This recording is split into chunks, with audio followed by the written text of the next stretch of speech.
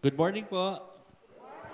Happy Sunday to everyone and welcome to our praise and worship for today. Kamusta po kayo? Mabuti naman po. We have a beautiful weather after a week of rain. So before we start, may I invite everyone for a short prayer. Tayo po'y manalangin. Aming Diyos Ama na pinakadakila sa lahat, muli Panginoon kami po ay narito sa inyong bahay-sambahan. Isang pribilehiyo Panginoon, isang pagkakataon na kami ay makapagsamba at itaas ang inyong pangalan. So maraming salamat Panginoon for being faithful, for the love that you continue to show us, Panginoon. Despite our shortcomings, despite sa aming patuloy na pagkakasala, Panginoon, your love and your faithfulness never cease. And it is because of that, Panginoon, that we are here, humihingi ng kapatawaran, Panginoon, sa mga kasalanan na aming nagawa. Lilisin niyo ang aming puso at isipan, Panginoon, upang maging karapat-dapat kaming umarap sa inyo. So, umagang ito, Panginoon, makakarinig kami ng mensahe mula kay Pastor Riva, Panginoon. Give him the wisdom, Panginoon, give him the strength as he delivers his message. And para sa aming mga kapatiran na patuloy na naglalakbay, Panginoon, kayo po ang bahalang gumabay sa kanila at makarating dito ng ligtas. We offer this day to you, Lord, in Jesus' name, amen. Good morning po ulit. And before we go to our announcement and greetings, meron po tayong mga panauhin, mga guests. Palakpakan po natin si Venice at saka si Calix. Tayo po tayo para makilala po tayo ng kapatiran. So silang dalawa po ay mga kaibigan ni Randolph. So ang dami nang nadadala ni Randolph. Kota na. Kota na si Randolph. Very good. Welcome po. Okay, meron po ba tayo ibang mga panauhin? Guest? Wala na. Okay, so for the month of August, we will continue to tackle on the biblical evidence of inspirations. So we will be seeing examples of fulfilled prophecies, teachings from Jesus, etc., na nadadalhin po sa atin ng ating mga mensahero. And for our weekly schedule, so bukas, meron na naman po tayong GNCF Professional Bible Study. So, 2 weeks ago, we have a very good attendance. More than 10 po tayo. So, tomorrow, we expect na 5 na lang. Hindi. Biro lang. We expect na mas marami po, no? So, we encourage everyone, yung mga professionals natin, yung mga nagtatrabaho, mga minegosyo, if you have time, make time to attend our Professional Bible Study. Tomorrow, 8 o'clock online po ito. And of course, yung ating prayer meeting every Wednesday, Bible study every Saturday, and of course, our Sunday praise and worship, which starts at 9 o'clock. Hindi po 10 o'clock, hindi po 9:30, 9 o'clock po ng umaga. After our praise and worship, magkakaroon po ng Bible study ang mga young people at 12:30 to 1:30. So, sino po ba yung mga young people? Ito po yung mga hindi pa nagtatrabaho. Yung po bang high school is young people na? 13 and up. So, we expect everyone to be in attendance after lunch. On Saturday, we will have our Arroz Caldo outreach. Doon pa rin po sa Loyola Park premises. At ito po ay pangunahan ng ating mga kabataan.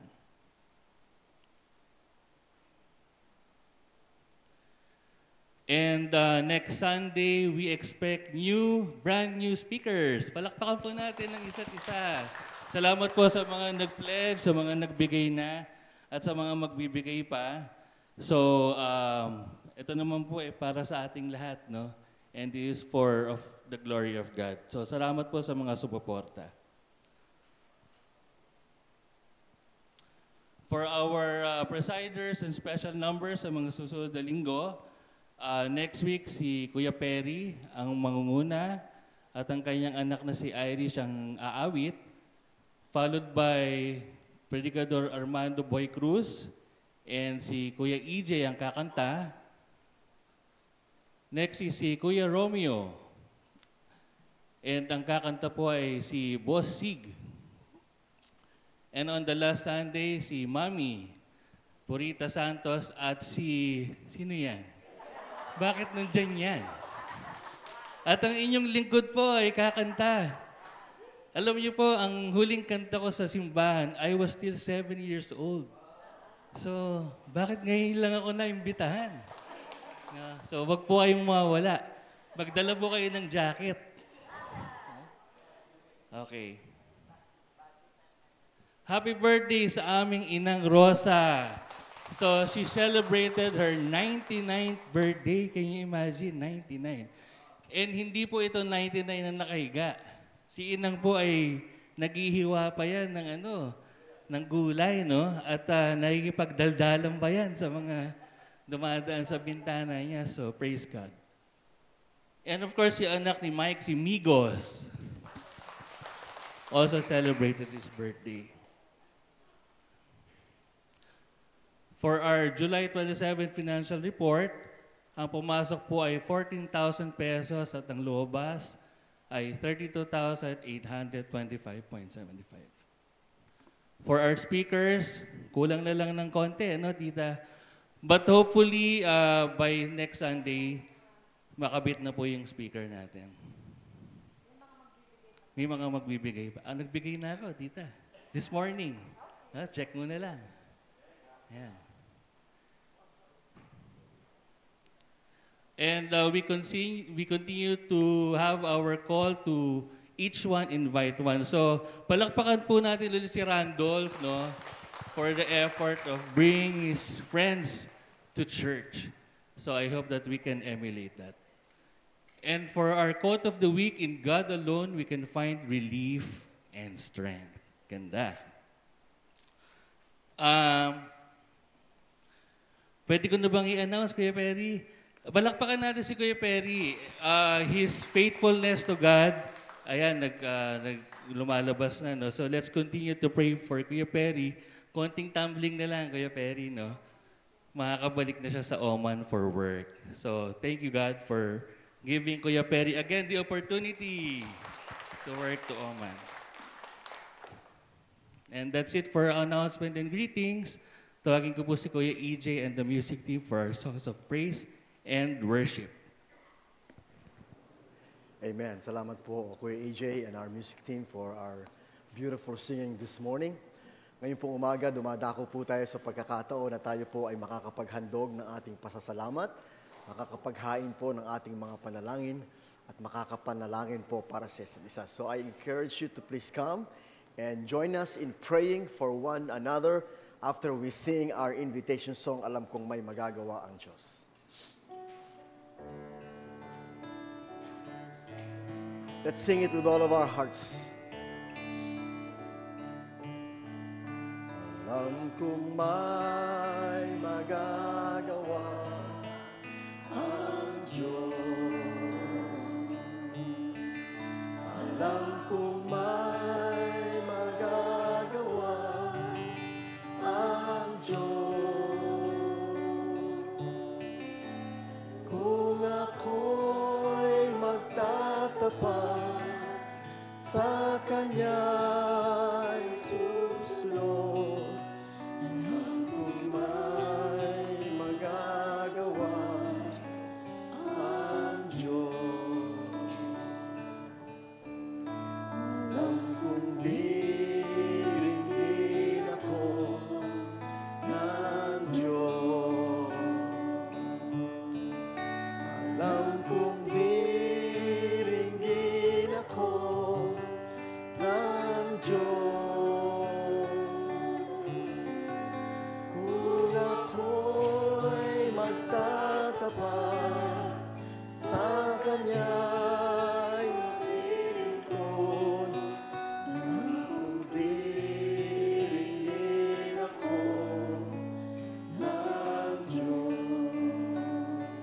po ay may nais na rin sa Panginoon this morning, please come and we will pray for one another.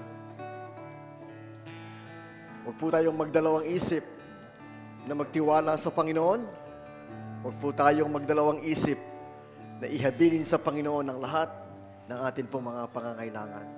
Sa lahat po ng kasama natin online, kayo po ay ini-encourage namin na minsan pa ay mag-pause for a moment and bow your head and join with us in prayer for one another. Tayo po ay manalangin. Panginoon, ito po ang unang linggo ng buwan ng Agosto, Panginoon, at salamat po na ikaw ay patuloy na sumusubaybay sa aming lahat. Salamat po, Panginoon, na kayo patuloy na nag-iingat, patuloy na nagpapala, patuloy, Panginoon, na nagagabay, patuloy na kumikilos sa aming mga buhay upang kami magiging katanggap-tanggap at kalugod-lugod sa iyo today. So we thank you for our church this morning and we offer you our highest praise as we come together to pray for one another. Ngayon po umaga, Panginoon, nais po namin ihain sa iyo lahat ng pasasalamat ng aming mga kapatid na dumako sa harapan, mga kapatid namin na kasama namin online. Ipinagpapasalamat namin, Panginoon, ikaw na Diyos na patuloy na tumutugon sa aming mga panalangin. Ikaw ang Diyos na nagpapagaling sa aming mga karamdaman. Ikaw ang Diyos na nagpapalakas sa amin, Panginoon. Ikaw ang Diyos na nagkakaloob, Panginoon, ng blessing sa aming mga trabaho. Blessings, Panginoon, sa aming mga negosyo. Blessings sa aming mga pamilya. And for all your blessings, praise God from whom all blessings flow. And we offer you our thanksgiving and praise. Father, this morning, kami po ay nagpapasalamat sa mga kapatid namin na nagdaos ng kanilang mga kaarawan. Salamat po, Panginoon, kay Inang Rosa Cristobal, Panginoon, for 99 years, Father. We're looking back at 99 years of God's love and mercy, compassion, and faithfulness. Salamat po, Panginoon, sa kanyang sharp mind. Salamat po, Panginoon, sa kanyang zest for life. Salamat po, Panginoon, sa kanyang active life. And Father, we pray na hindi lang niya abutin ng 100 years and beyond. Father, we pray na patuloy mong pagpalain lahat ng kanyang mga anak, lahat ng kanyang mga manugang, lahat ng kanyang mga apo, at mga apo sa tuhod. Salamat po, Panginoon, sa pagkatikaw ay Diyos na tunay, na napakabuti at tapat. Salamat din po, Panginoon, kay Migos, Panginoon, sa kanyang birthday, Michael Augustine. Dalangin po namin naman na ikaw po magpala sa kanya, sa kanyang mami, sa kanyang mga kapatid, at sa kanyang daddy na malayo sa amin. Panginoon, dalangin po namin na mga batang ito ay lumaki sa pananampalataya, lumaki, Panginoon, sa pagkilala at paglilingkod sa iyo. Panginoon, inaalala din po namin this morning, Sister Flor Garcia, asawa ni Pastor Ray Garcia, na nag-birthday din po kahapon. Dalangin po namin naman na ikaw po ang magpala sa kanya pong kalusugan at patuloy mo pong pagpalain ng kanilang buong sambahayan. Panginoon, this morning, nais po namin ipagpasalamat sa iyo, Ama, lahat po ng mga accomplishments ng aming pong kabataan, Panginoon. Salamat po sa mga guests namin this morning. Salamat po sa kay Randolph, na marami siyang na-invite ng mga friends and classmates. Salamat po sa bawat isa sa amin, Panginoon, na nag-e-effort to each one invite one. And we know, Father, that you will open doors of opportunity na kami po ay makapagdala, makapag-akay, makapag-share, makapag-reach out sa amin po mga kaibigan, classmates, and friends. Give us the boldness. Give us, Lord, the passion and the desire to share this gospel to other people. Salamat po, Panginoon, sa mga outreach program, Panginoon, ng aming church. And we commit to you, Panginoon, next week, na kung saan ang aming po mga kabataan ay mag-reach out ng Aroscaldo Fellowship. Dalangin po namin naman na ikaw po ang patuloy na magpala, hindi lamang sa mga kabataang naglilingkod, kundi sa mga tao, Panginoon, na aming pong na paglilingkuran at mga taong aming naaabot sa pamagitan ng ganitong outreach ministry. Today, Panginoon, mamaya mag-start ng kabataan namin, Panginoon, ng kanilang Bible study lesson after church. Dalangin po namin naman na patuloy mo pong pag-isahin ng aming po mga kabataan, ang kanilang mga officers at ang kanilang mga advisors, Panginoon, so that they can continue to build up these young people, because these young people are the future of our church. At dalangin po namin, Panginoon, that you pick up those leaders that you want to lead this church and use all of their talents, all of those young people, use their lives and their talents for your honor and your glory. Nagpapasalamat po kami, Panginoon, sa patuloy mo pong pagpapala sa lahat ng mga gawain ng aming church. Salamat po, Panginoon, sa revitalized at Panginoon, mga programa, Panginoon, na patuloy na sumisigla ayon sa iyo mga pagpapala sa amin. Salamat po sa namin pong young professional group sa pangunguna po ng aming pong chairman, na salamat po sa kanila pong magandang attendance at sa kanila pong eagerness to continue, Lord God, in digging together in the Word of God. Salamat po, Panginoon, sa aming mga prayer meetings, sa aming po mga Bible studies, sa aming po mga Sunday school, Panginoon. All of this, Panginoon, isa lang po ang aming desire and goal na kaming lahat ay lumago sa aming pong pagkaalam ng iyong mga salita at aming pananampalataya. This morning, Panginoon, namin po nilalapit sa mga kapatid namin na may mga karamdaman, Panginoon. Si Ka-Angel, Panginoon, Sister Amy, Panginoon, si Brother Boy, si Ate Hirang, Panginoon, si Sister Piling, Panginoon, and those of us here na may mga karamdaman today. Mga kapatid namin, hindi namin kasama because they are sick today. Dalangin po namin naman na iyo po mapagpalang kamay ang umabot sa kanila, Ama, because you are God, the God that heals us. Sino man po sa amin ngayong umaga ang may karamdaman, mayroong mga dinadamdam sa kanilang mga katawan, Panginoon, kami po ay nagtitiwala, by your stripes we are healed. Ikaw lamang ang Diyos na amin pong inaasahan, Panginoon, sa panahon na kami nanghihina o panahon na kami ay may mga karamdaman. Panginoon, patuloy po namin itinataas sa iyo ang bawat isa sa aming pong mga kapatid na nasa harapan. Some of them ay mayroong mga unspoken prayer requests. Some of them are may mga special needs, Panginoon. At alam po namin, Panginoon, na ikaw ang nakababasa ng aming mga isip, nakakaalam ng aming mga puso. At nagpapasalamat kami, Ama, na ikaw po ang Diyos ang siyang tutugon sa lahat ng panalangin, sa lahat ng pangangailangan, sa lahat, Panginoon, ng mga kabigatan ng bawat isa. We want to just say a special prayer of thanksgiving, Panginoon, this morning, sa pagpapala mo po kay Brother Perry, sa kanyang buong sambahayan, na Panginoon, na you are giving them the opportunity, Lord God, to go back to Oman and work. Alam namin, Panginoon, na meron siyang ministry na iniwanan doon, meron siyang work na iniwanan doon, at meron po, Panginoon, special gift na pinagkaloob mo sa kanya para ang kanyang buhay ay maging pagpapala, hindi lamang dito sa amin, sa Good Neighbor, kundi po in the country of Oman. Pagpalain mo po, Panginoon, ang aming communion service today. Pagpalain mo po, Panginoon, ang aming pong patuloy na pananambahan today. Pagpalain mo po, Panginoon, ang pangangaral yung mga salita, hindi lamang dito, kundi sa lahat ng naaabot ng aming pong gawain online. Dalangin po namin si Pastor Benji na patuloy namin kasama sa gawain, kapartner sa gawain, sa kanya pong mga pag-aawit, kanya pong mga panalangin, at kanya mga encouragement. Bless him also as he ministers to us today through songs. Bless everyone. Bless our church. We give the highest glory and honor in Jesus' name. Amen and amen. God bless you all. Ngayon po ay tayo po ay nasa panahon ng pagbibigay na ating mga ikapu, mga buwan ng pangako. Malaya po natin itong dalhin sa harapan habang tayo po ay nakakarinig ng masayang tugtugin.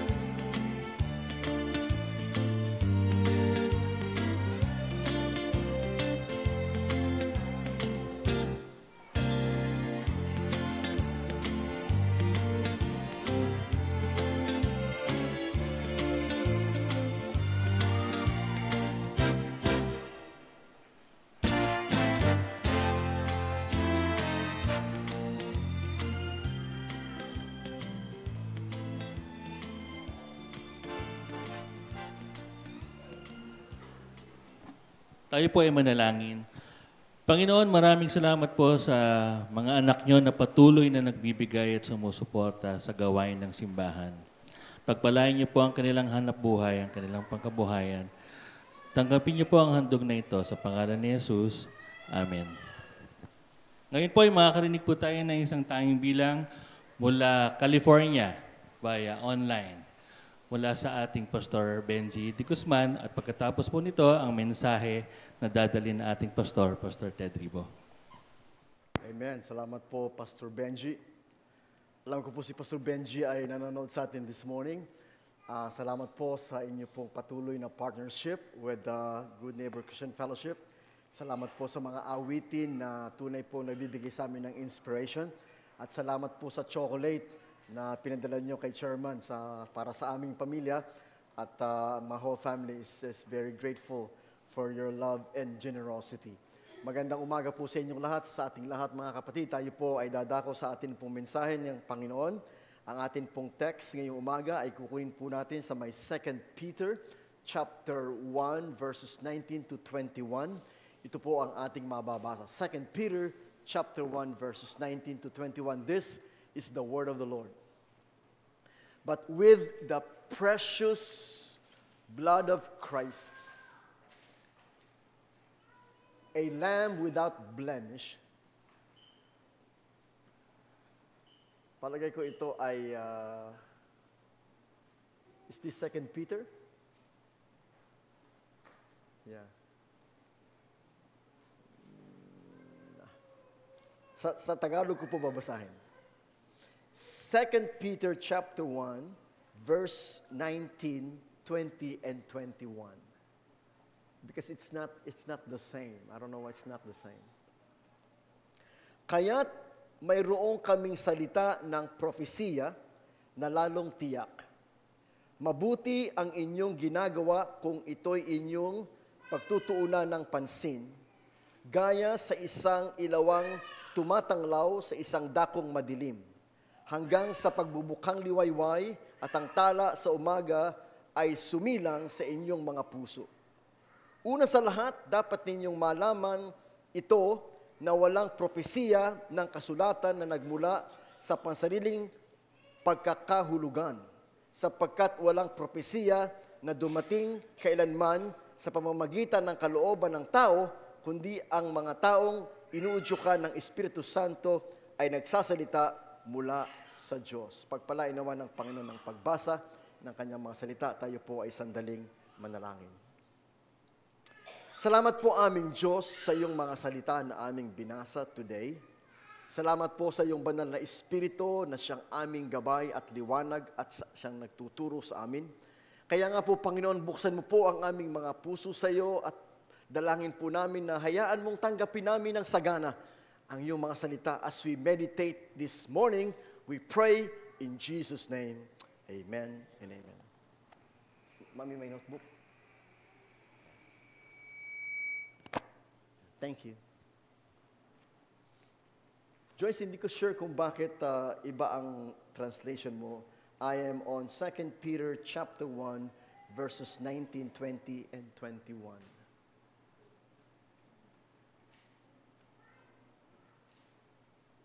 Yan, tama. Okay, very good. Ang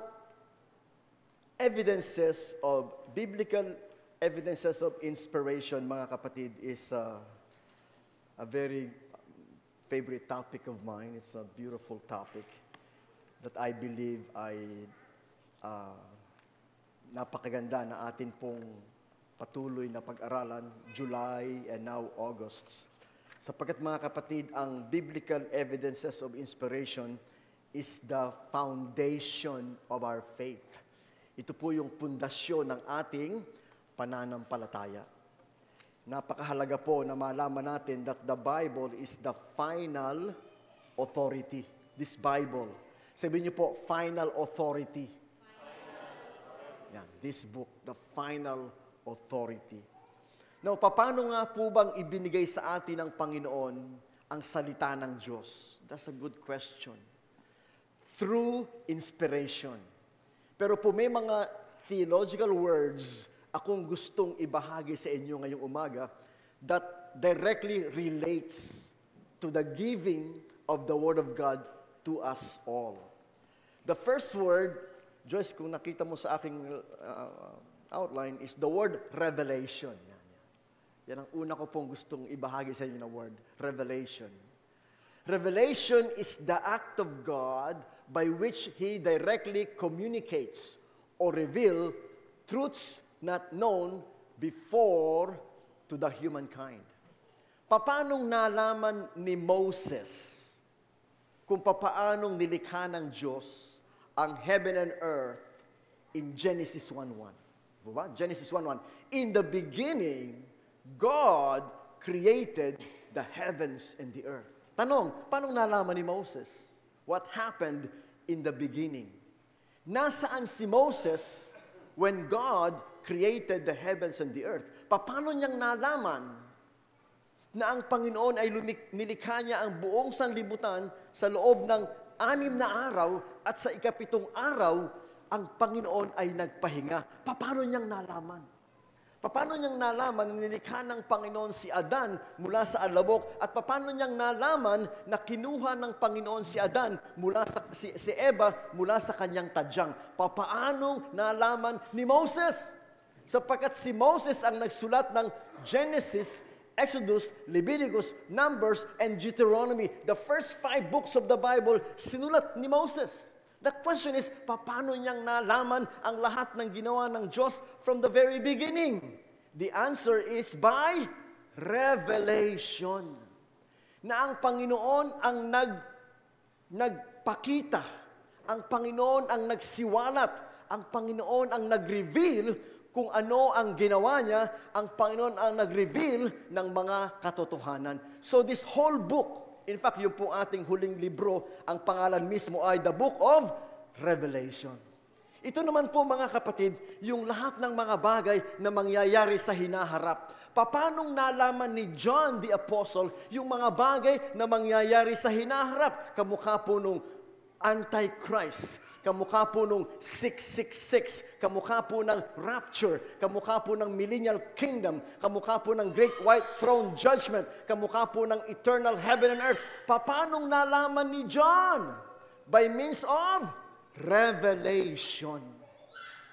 Kaya po from the very beginning of Genesis, all the way to the book of Revelation, it is God directly communicating or revealing the truth not known before to the humankind. In fact, sabi po ni Paul, who can know the mind of God? Oh, that's the question. Sino sa atin ang makakaalam sa isipan ng Diyos? Sino sa atin ang makakaalam sa katotohanan ng Diyos? We cannot.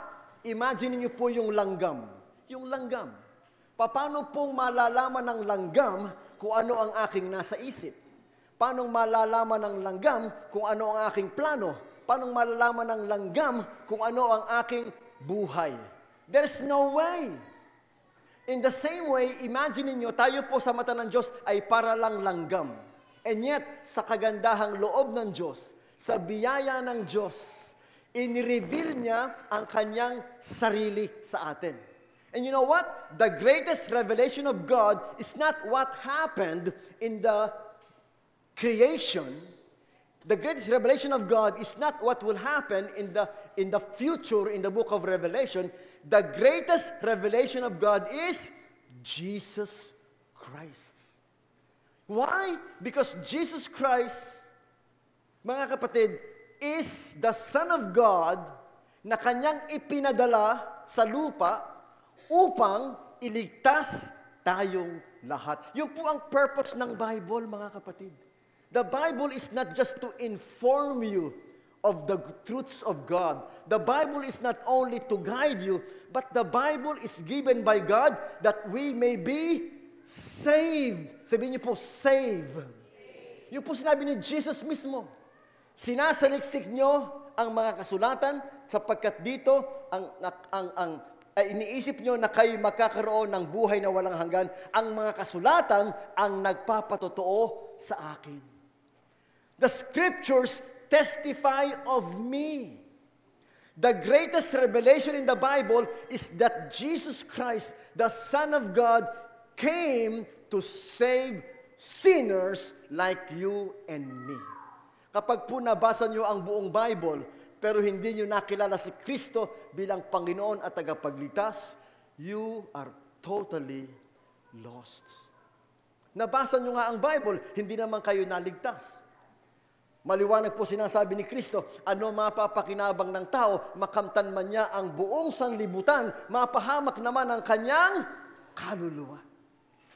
In fact, meron po sinabi si Kristo dyan Marami doon nagsasabi sa akin, Panginoon, Panginoon. Kami nangaral, kami naggawa ng mga himala. Pero sabi ni Kristo, hindi ko kayo nakikilala, lumayo kayo kayo mapagawa ng masama. So mga kapatid, ang number one point of the Bible is that you may know Jesus. In fact, yun po yung nandito sa may John.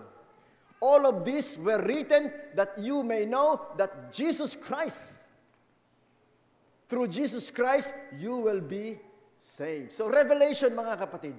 Now ito pong revelation na ito, hindi po pwedeng ito ay oral lamang. Mga kapatid, nung nangusap ang Panginoon kay Moses, oral. In fact, kaya minit ng Panginoon si Moses in the burning bush. At inuutusan niya si Moses. Sabi niya, "Who are you? What will I tell them that you send me? Who are you?" You tell them, "I am that I am sent you." So, God revealed Himself to Moses. And God told Moses to write it down. Lahat ng mga itinuturo ng Panginoon kay Moses, sabi niya, write it down. In fact, hindi niyo po siguro ito nabasa pa, pero yung pong 5 libro na sinulat ni Moses, ang sinabi po ng Panginoon ay isulat niyo sa parchments at ilagay niyo sa loob ng Ark of the Covenant. Yung Ark of the Covenant, ito po yung binibitbit nila David. Ito po yung Ark of the Covenant na nilagay nila sa first temple. So imagine niyo gano'ng kalayo yung panahon ni Moses all the way sa panahon ni King David. Ang laman ng Ark of the Covenant ay hindi lamang po mana, hindi lamang po yung tinatawag na rod of Aaron, pati po yung scrolls na sinulat ni Moses. In other words, God not only revealed Himself, number 2, Joyce, but God also inspired. This is the word. So una, God revealed the truths. Then God said, write it down. Sinabi din niya po yan kay John, lahat ng nakita mo, write it down. Yung pong process ng pagsusulat, yun po yung process of inspiration. Literally means God-breathed. Mga kapatid, yung pong sumulat ng Bible, kamukha ni Moses, kamukha ni John, ay hindi lamang sila nagsulat ng kanilang iniisip o nagsulat ng kanilang mga words. No, the thoughts, the words are inspired by God, meaning God breathed. Hiningahan ng Diyos. Kaya po, ang salita ng Diyos ay buhay, sapagkat ang salita ng Diyos ay hinga ng Diyos. God breathed. Natandaan niyo po si Adan. Si Adan ay kinuha ng Panginoon sa alabok. Oh, ito pong nakaraan na tumawag yung anak ko, "Daddy, bilang mo nga kami ng yung molding clay. Yung molding clay. Meron daw silang project. Yung pong molding clay, gagawa po kayo ng mga objects. Yung clay. Si Adan ay kinuha ng Diyos mula sa clay at hinulma. Hinulma ng Diyos, designed by God. Nung natapos na pong ihulma ng Diyos yung clay in the form of man, ito po ay just dead clay. Until God, ang sabi po ng Bible, God breathed into His nostril. Hiningahan ng Diyos ang ilong ni Adan at siya ay naging buhay. Siya po ay naging buhay, living soul. It's a dead clay, but when God breathed into the nostril, it became a living soul. In the same way, mga kapatid, the Bible is alive and powerful because the Bible is what? God breathed. That's why this book is no ordinary book. Hindi po ito Reader's Digest. Hindi po ito No Limitang Hire. Hindi po ito dictionary. This is the Bible, the Word of God. Every word is the Word of God. Every word is alive. Every word is powerful because it is God-breathed. Literally means God-breathed. The Scriptures are the result of God influencing the writers to write the very words of God through the Holy Spirit. Yun po naman sabi ni Jesus, the Spirit will guide you into all truth. Hindi lang nagsulat si John, hindi lang nagsulat si Peter, sila ay ginagabayan ng banal na Espiritu sa lahat ng kanilang isinulat sa bawat words na kanilang sinulat. Kaya nga po sa atin, alam nyo, lalo na po sa mga Bible scholars, bawat word po yan ay nakatranslate from Greek. Kaya po may mga pastor na minsan dadaling kayo sa Greek. O the Greek word is Theos Noustos. Yun po ang Greek word niyan eh. God breathed. Theos Noustos, meaning God breathed. The Greek is Theo Noustos. Theo means God. Noustos means Holy Spirit. Ibig po sabihin, ang bawat word, mga kapatid, ay nanggaling mismo sa bibig ng Diyos. So, lahat po yan, bawat word. Kaya po ako, mga kapatid, I have such love for the Bible, the Word of God. Nakikita ko nga po nakikita ko lang naman sa mga posts sa Amerika. Yung pong mga Amerikano, they love the flag so much. They will not let the flag touch the ground. They will not let that happen. Even po ng World War II sa Iwo Jima sa Japan, yung flag po ay pinagtulungan nilang itaas. That's an iconic picture.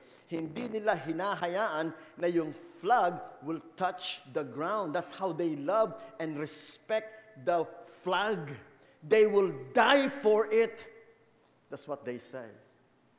Kung ganun na lamang ang kanilang pagmamahal sa flag, I think the Christians should also show the same love and respect for the Bible, the Word of God. Si Mrs. Sisi Pam, hindi niya ayaw niya uupuan mo yung Bible, papatungan mo ng ibang libro yung Bible, ayaw niya.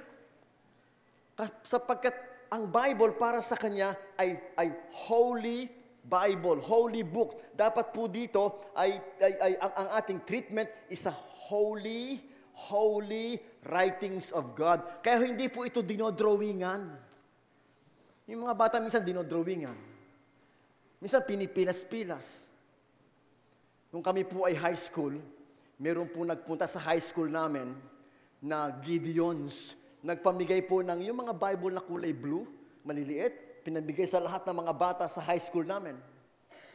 Ako po nabigyan din, praise the Lord, binabasa ko. Meron po ako mga classmates, yung pong pages ng Bible, pinupunit nila at ginagawang papel ng sigarilyo. Kasi po sa amin maraming tabako. Sa lugar namin maraming tabako. So pupunitin nila yung Bible kasi maliit, lalagyan nila ng tabako, binibilot nila at ginagawang sigarilyo. Hindi na uuso ngayon, pero nung bata ako, gano'n ang mga tao doon. They do that! Let me tell you mga kapatid, that is, to me, is terrible sin against the Bible, the Word of God. Kaya po ako my wife knows that, nangongoleksyon po ako ng Bible eh. Pag bibili po ako ng Bible sa book sale, minsan punit-punit, minsan lukot-lukot, minsan pangit. Ang gagawin ko po doon mga kapatid, inaano ko yun, nire-repair ko yun. Nilagyan ko ng glue, kinukoveran ko, inaayos ko. Kasi sabi ko, one day, meron akong pagbibigyan itong Bible. So minsan binibigyan ko sa mga teacher, binibigyan ko sa ibang pastor, binibigyan ko sa mga bata. To me, it's hindi po natin dapat pinawawalang bahala ang Bible. Because the Bible is the Word of God. This is no ordinary book. This is the Word of God. Every word is inspired. Every word came from the mouth of God. Every word was inspired by the Holy Spirit of God. So therefore, we should love this Bible like we love our lives. Minsan, mas mahal nyo pa yung cellphone nyo. Oh.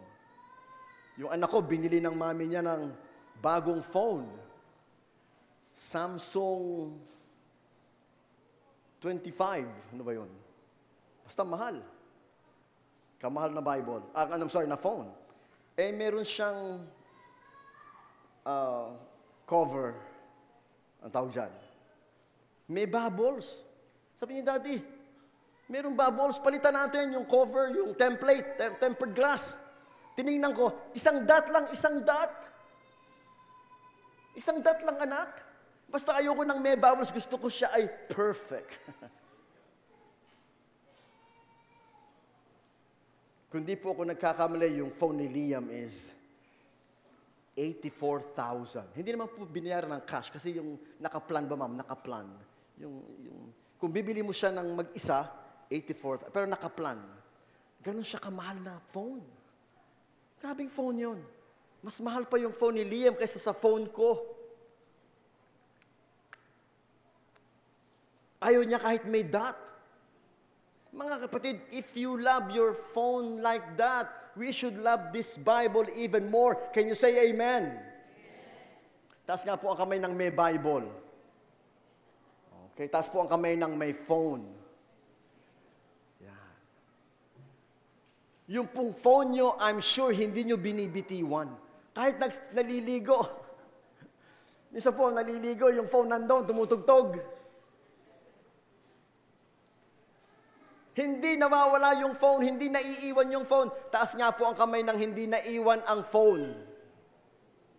Taas po ang kamay ng naiwan ng Bible. Naku, naiwan ng Bible, hindi naiwan ng phone.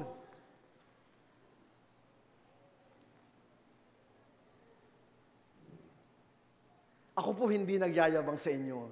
Honest lang, honest. Siguro po kung bibilahin ko lahat ng Bible ko, meron ako mga 30 Bibles. 30. Meron ako dito sa Tandangsora, meron ako sa Cavite, meron ako sa school. Meron pa nga ako sa San Lazaro. Meron ako sa Ford, meron ako sa Suzuki. I have Bibles everywhere, and I have Bibles also in my phone. You know why? Because I love the Bible. I read it every day. I study it every day. I love it. Because this is the Word of God. Heaven and earth will pass away, but my words will never pass away. Grass will wither, the flowers will fall, but the word of the Lord endures forever. Everything is, the Bible is forever. Alam niyo po yung aming Ford ay 4 years old. Chairman, 4 years old. That's almost 2 million. 4 years old. Yun po, ma'am, upuan niya, nagka-crack-crack na. Sabi ko, kamahal-mahal yung upuan, nagka-crack.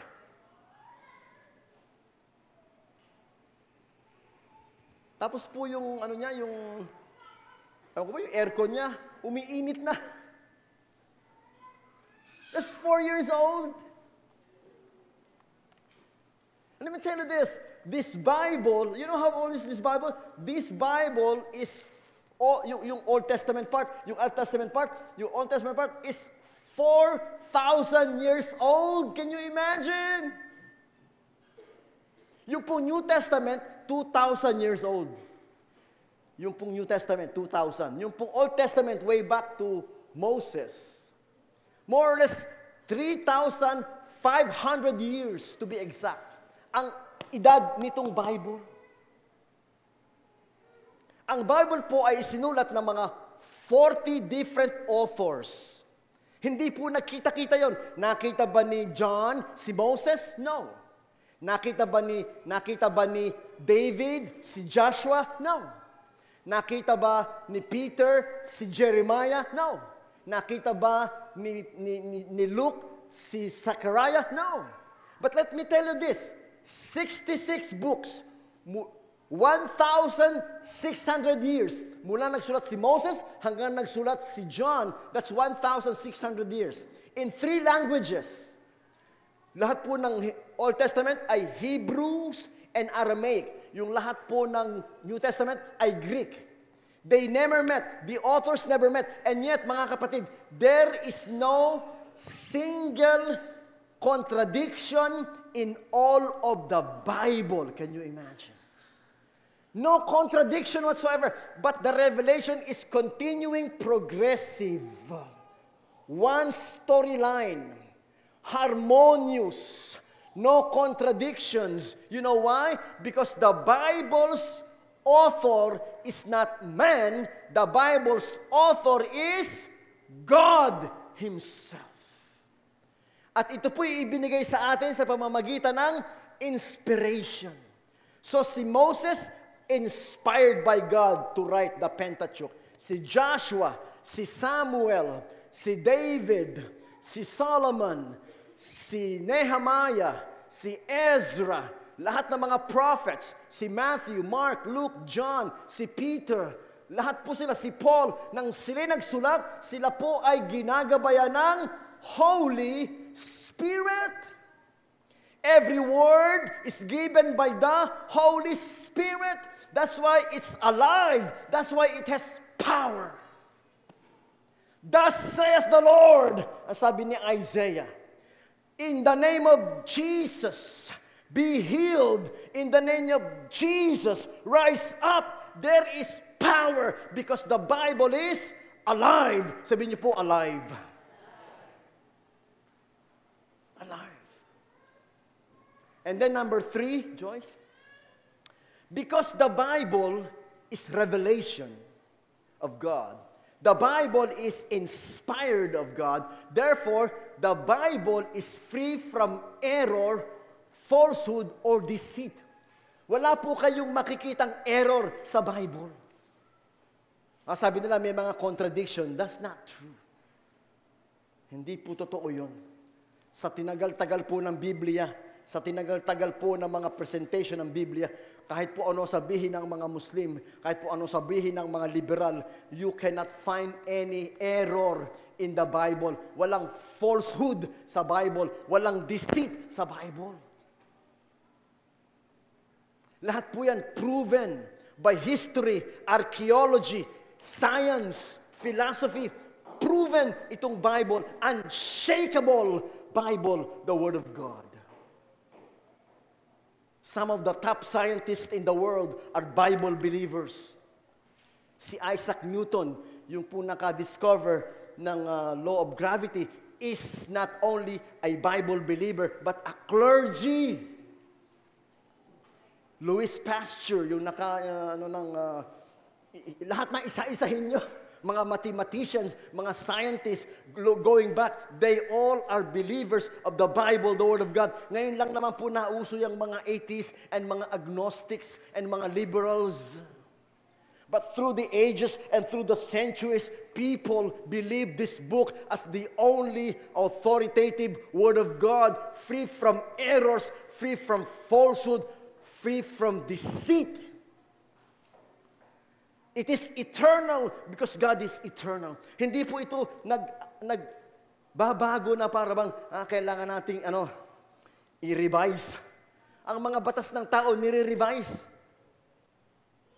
Nire-repeal. Binabago nila. Kamukha po niyang death penalty. I'm old enough to know na yung death penalty niyan ipinasa, ni-repeal, binago, ano tawag nila doon? Pati po yung EPIRA law. Lahat na lang ng bago ng mga batas natin dahil hindi perfect, kailangan baguhin, i-update, luma na, baguhin na. Yung batas ng tao kasi po, nagkakamali. Yung mga batas ng tao, naluluma. Yung mga batas nung araw, hindi na applicable ngayon. Kasi nung araw, walang cybersecurity law. Nung araw, walang EPIRA law. Nung araw, walang train law. So yung mga batas nung araw, kailangan mong baguhin, kailangan mong palitan kasi naluluma, iba na ang panahon. Pero ang batas ng Diyos hindi magbabago kailanman. The Ten Commandments hindi magbabago kailanman. The Sermon on the Mount hindi magbabago kailanman sapagkat God is the same forever. The Word of God the same forever.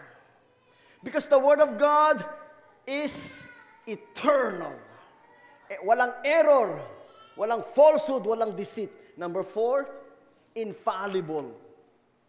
Sabihin po ng infallible, the Scripture is incapable of mistake. Hindi pwedeng magkamali. Ang sabi nga po ni Pablo, let God be true and all men a liar. In other words, kapag ang Biblia, kinokontra mo, hindi pwedeng magkamali ang Biblia, ikaw pwedeng magkamali, Biblia hindi. Sinabi ng Biblia, it is appointed for man to die once, and after that, to face judgment. Yun po sabi ng Bible. Pero ang sabi po ng mga Hindu, hindi. Pag namatay ka, mare-reincarnate ka. Reincarnation. Para kang si Dalai Lama. Si Dalai Lama daw po ay reincarnation. Yung mga avatar, yung mga, nung pang mga araw ng mga avatar. In other words, you die, you live again in another form. So, kinokontra nila yung Bible. Saan mo? Hindi pwedeng magkamali ang Bible.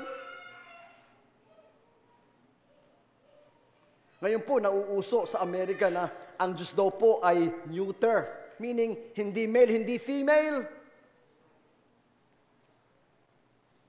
Ang Diyos daw po hindi male, hindi female. Pero maliwanag po sa Biblia na ang Diyos ay tinatawag na Diyos Ama, our Father which art in heaven. Meron po mga churches sa Amerika na ang tawag po nila, our Mother in heaven. Abay, naging mother na ngayon, hindi na Father in heaven. They try to change the Bible. They try to revise the Bible. They try to influence the Bible. But the Bible cannot be changed. Because God cannot be changed. It is not capable of mistake. There can never be mistake in this Bible, the Word of God. Because it is inspired by the Holy Spirit. And therefore, number 5, it's authoritative. The Scripture is God's revealed and written eternal truths. Sabihin niyo po, eternal truths. To guide our faith and practice. Time will come, tayo pong lahat ay tatanda na. Natutuwa nga po ako kay Pastor Benji. Natutuwa po ako sapagkat sa kanilang edad, nandun yung kanilang passion na magamit ng Diyos ang kanilang mga talent at ang kanilang mga buhay. Imagine you look at him, at his age, naghaharmonika, nagigitara. Umaawit para sa Panginoon. Si Pastor Eli, by the way, Pastor Eli, meron po silang camp. Nakita ko po sa posting nila, nandun po sila sa camp nila. Meron silang camp. So I don't know kung nakakapanood sa atin yung Sister Pressy. But Pastor Eli is also, na sila, almost magsa-17 na rin sila. Pero masipag pa rin sa gawain ni Lord. Nag-post po si Pastor George. Minsan po, nanonood sa atin si Pastor George, saka Sister, kanya po, Karing, po. Sabi niya, watching, nakalagay doon. So, nag-post po si Pastor Cruz, sabi niya, 78 na ako, 78. And yet, sasalita pa din siya sa Pasadena, Yemenite Church, sabi niya, from time to time. So, ang edad nila, mga kapatid, ay hindi hadlang para sila ay patuloy na magpagamit sa Panginoon at hindi po sila nagre-retire, hindi po sila parang nag-i-slow down, hindi sila parang nahihina, hindi patuloy silang lumalakas at sumisigla. Number 1 po dyan ang ating chairman at 77. Tama po? 77. Hindi po nawawala yung kanyang passion, hindi nawawala yung kanyang devotion at dedication sa paglilingkod sa Panginoon using all of His gifts and talents. Si John MacArthur po ay namatay at the age of 86 and still preaching until the day he died. Si Jimmy Swaggart po ay namatay ng 90 years old, still singing and preaching until the day he died. Kaya po ako looking at all of our elders, Pastor Benji and Pastor Eli and Pastor George and our Pastor Armando Santos. Ako po, at my age is 58 pa lang naman po ako, para ako nai-inspired na sa Panginoon, walang nagre-retire. Si Lola nga po, 99, hindi nagre-retire magluto. Sabi nga ni Sulan, may Lola, nagluluto pa siya. Sino po sa inyo ang nagluluto pa at that age? Wow! Kaya po ako sana ako luluobin ng Panginoon. In fact, si Juan Ponce Enrile, 101 years old. Tanungin niyo ano ginagawa ni Juan Ponce Enrile, 101 years old. Siya pa rin po ang chief legal counsel ni President Bongbong Marcos.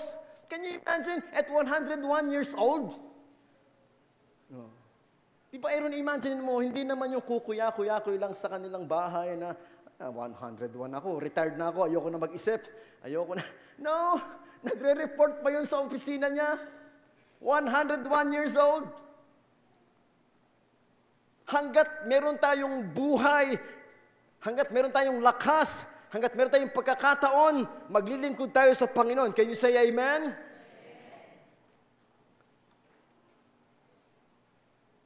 Kung tutusin, bata pa tayong lahat dito. Now, the Scripture, mga kapatid, is God's revealed, written, eternal truths to guide our faith. So, dapat ang faith ninyo ay nakabase sa Bible, the Word of God. Hindi po sa tradisyon, mga kapatid. Hindi po sa superstition, mga kapatid. Hindi po sa mga philosophy o sabi-sabi lamang. Dapat lahat ng inyong pananampalataya ay nakabase sa Word of God. Especially po yung inyong kaligtasan. Sino po sa inyo, mga kapatid, ang nakakatiyak na kayo ay ligtas na? Taas po kamay. Na kung kayo ay mamamatay today, alam nyo, pupunta kayo sa heaven. Taas ang kamay. Paano nyo pong nalaman yan? Paano kayo nagkaroon ng katiyakan sa ganyan? Let me tell you this. Your answer is, because the Bible tells me so. Jesus loves me, this I know. For the Bible tells me so. That's the answer. How did I know I'm saved? Because the Bible tells me so. How did I know I'm forgiven? Because the Bible tells me so. How did I know if I die I will go to heaven? Because the Bible tells me so. And the Bible will never be wrong. The Bible will never change because the Bible is inspired and the Bible is eternal. Magbago na lahat ng mga presidente, ang Biblia hindi magbabago. Magbago na lahat ng mga ekonomiya, magbago na lahat ng mga panahon, pero ang Biblia ay hindi magbabago. From everlasting to everlasting, you are God. The word of the Lord is perfect. The word of the Lord is eternal. Kaya nga po ang aking pong challenge sa inyo, read the Bible. Read your Bible. Pray every day. Pray every day and you will grow. Hindi lamang John 4:4, Matthew 4:4, hindi lamang sa tinapay nabubuhay ang tao, kundi sa bawat salitang namumutawi sa bibig ng Diyos. Hindi lamang po katawan ang pinapakain, mga kapatid, ang kaluluwa pinapakain din. Can you say amen? Ang kaluluwa pinapakain din. Hindi po once a week pinapakain ang kaluluwa. Every day. Subukan nyo nga po hindi kumain ng isang linggo. Sister Dory, kung ano mangyari sa inyo. Kung hindi pwedeng kumain once a week ang katawan, in the same way, hindi pwedeng kakain ng espiritu ng once a week lang. Manghihina ang inyong pananampalataya. And lastly, number 5, Scripture, God's Word must be received. Ito pong Biblia dapat tanggapin natin. Believed. Dapat po ito paniwalaan natin, and obey. Dapat po ito sundin natin. Trust and obey, for there's no other way to be happy in Jesus but to trust and obey. So, receive God's Word. Believe God's Word. Obey God's Word as the final authority. Ito po yung final authority. Kung kayo naguguluhan sa sinasabi ng mga ibang relihiyon, ni dating Daan o Eli Soriano o anumang relihiyon, at kayo naguguluhan, paano niyo pong ayusin yan? Paano niyo pong haharapin yan? The Bible is your only guide. The Bible is your final authority. Pag wala sa Bible, hindi totoo. Pag wala sa Bible, hindi tama. Pag wala sa Bible, hindi nyo pwedeng pagtayuan o panindigan. Standing on the promises of God, my Savior. Standing on the promises. That's what we do with this Bible, the Word of God. Next, God's Word is the final and ultimate authority in the Church of Christ. Kaya po mga kapatid, sa ating simbahan, wala po tayong bishop. Wala po tayong monsignor. Wala po tayong pope. But we know we're true. You know why? Because the Bible is our final authority in this church. Can you say amen? Sabi po ni Jesus Christ, upon this rock, I will build my church. The church is not built in the name of some pope. The church is not built in the name of some bishop. The church is built on the name of Jesus Christ. And the foundation is the Bible, the Word of God. Kaya nga po, tayo po ay nagtitiwala sa Panginoon sa pamamagitan ng pagsisikap ng lahat. At nakikita ko po ang pagsisikap ng ating chairman na ang ating pong mga salita ng Diyos ay hindi lamang matanim sa isip at puso ng ating mga senior, ng ating mga young professional, pati po sa ating mga kabataan. So mga kabataan, be excited today. Meron kayong Bible study. Pati po sa puso ng ating mga bata, children. The promise is unto you and unto your children and your children's children. So from one generation to the next, we pass down the faith, and that faith is the Bible, the Word of God, and you can never go wrong when you stand on the Word of God. Can you say amen? Sino po nagagalak na tayo ay nasa salita ng Diyos? Amen. Tayo pong lahat ay badako na sa atin pong communion. Ito po ay isang pagsunod sa salita ng Diyos. Alam niyo po ba mga kapatid, ito po'y sinasabi ni Paul, ibinibigay ko naman sa inyo ang turo na aking tinanggap. Na ng gabing si Kristo ay ipinagkanulo, kumuha siya ng tinapay at sinabi, gawin niyo ito bilang pag-ala-ala sa akin. Ang komunyon ay pagsunod sa salita ng Diyos. Kaya po ngayong umaga mga kapatid, tayo po ay dadako sa ating communion, and as we prepare our hearts, we will sing our song, We Remember.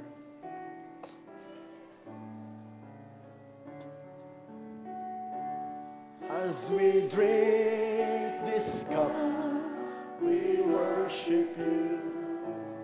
As we eat this bread, We honor you, and we offer you our lives as you have offered yours for us. we remember all you've done for us. We remember your covenant with us. We remember. And worship you, O Lord. Tayo po'y magyuko ng oras, tayo po'y manalangin. Panginoon, salamat po sa pananampalatayang nakasalig sa iyong mga salita. Mga salita mo na hindi magbabago, hindi magmamaliw, magpakailanman. Salamat po sa banal na Espiritu na nagbubukas ng aming isip at puso upang maunawaan namin ang salita ng Diyos, upang masampalatayanan namin ang salita ng Diyos, upang masunod namin ang salita ng Diyos sa pamamagitan ng lakas na ibinibigay ni Kristo. Salamat sa pagpapala ng iyong mga salita na nag-uumapaw sa aming mga puso, sa aming mga buhay. Salita ng Diyos na nagdadala ng liwanag. Salita ng Diyos na nagdadala ng kalakasan, nagpagbabago, kaligtasan, kapatawaran, buhay na walang hanggan. Mga salita na nagdadala ng blessings upon blessings, favor upon favor. The Word of God is the source of all goodness in our lives. And today, Panginoon, in obedience to the Bible, in obedience to the Word of God, ay gaganapin po namin ang komunyon. Sapagkat sinabi ni Pablo, ito ang aral na tinanggap ko sa Panginoon, ibinibigay ko naman sa inyo. Ito ang aral ng salita ng Diyos na amin pong tinatanggap at ipinapasa from one generation to the next. Jesus is the center of our faith. Jesus is the center of our salvation. Jesus, the center of our hope for eternal life. And today, Jesus, we will remember your blood. We will remember your body broken. We will remember you because you and you alone died for our sins. So help every one of us, Father, this morning as we humble ourselves, as we contemplate, God, search our hearts that you may remove, Father God, all impurities, remove all sins, that we may be able, O Lord, to take the bread and the cup worthy of the blood and body of Jesus Christ. Thank you, Holy Spirit, for guiding us and teaching us. We pray in Jesus' name. Amen and amen. Atin pong ipamigay ang tinapay at katas ng ubas while we sing the song once again, while we wait.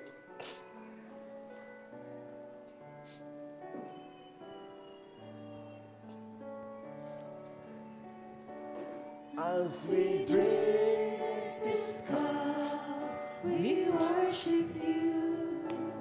As we eat this bread, we honor you. And we offer you our lives as you and offer yours for us. We all you've done for us, we remember your covenant with us. We remember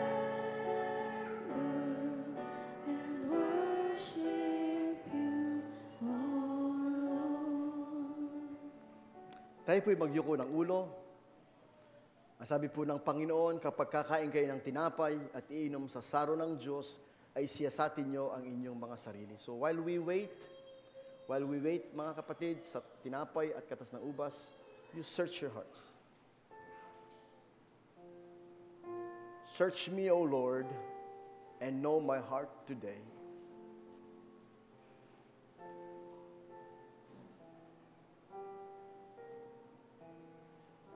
May the words of my mouth and the meditation of my heart be pleasing and acceptable to you.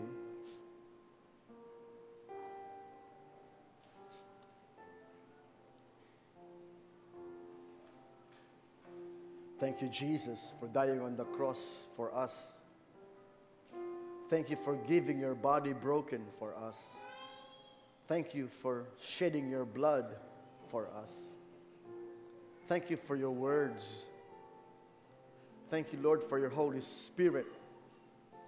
Thank you, Lord, for your presence in our midst right now.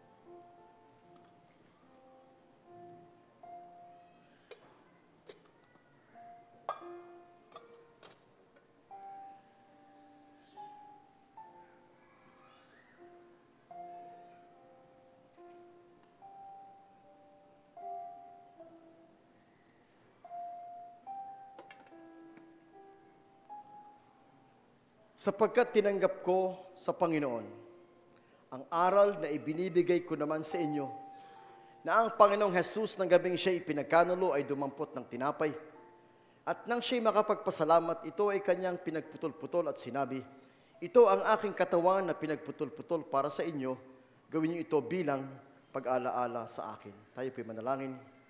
Salamat po sa pagkakataon, minsan pa na alalahanin ang ginawa mo sa krus, nang huwag naming makalimutan, na kaya kami may kaligtasan ay sapagkat si Kristo ay nagsakripisyo ng kanyang buhay.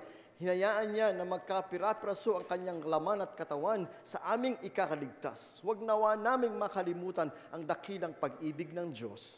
Kaya nga pagpalain mo po ang tinapay na ito sa aming pagkain sa pangalan ni Jesus. Amen. Atin pong kainin.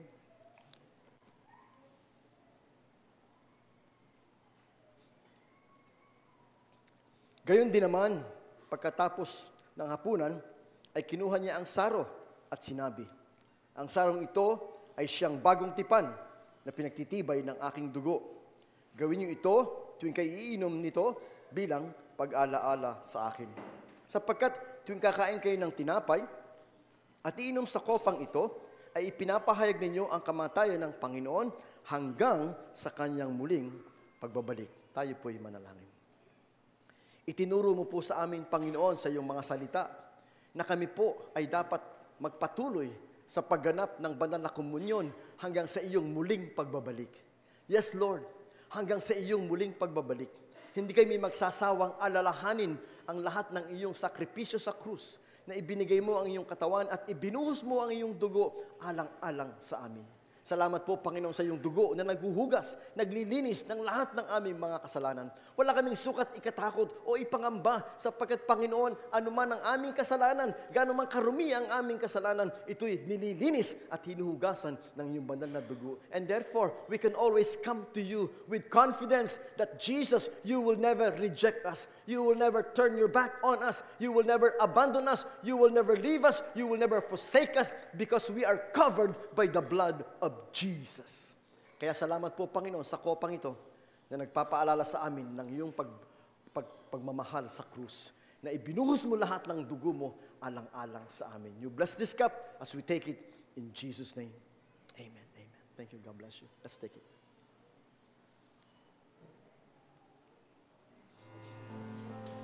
Maraming salamat po, Pastor, sa isang mabiyayang mensahe. Tayo po ay umawit ng ating meditation song, Jesus, We Enthrone You. For our closing prayer and benediction, Pastor Ted Ribo.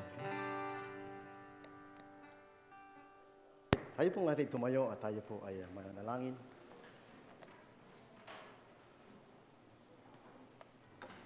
Panginoon, nais po namin magpasalamat ngayong umaga sa pagkakataon na kami po ay magsama-sama bilang iyong mga anak in love, in fellowship, in one accord. God, we love your church. God, we love your people. God, we love your word. God, we love you with all of our hearts. It's our joy to be in the house of the Lord. Patuloy mo pong pagpalain namin mga kapatid, Panginoon, sa kanila pong masaganang pagsuporta sa aming church.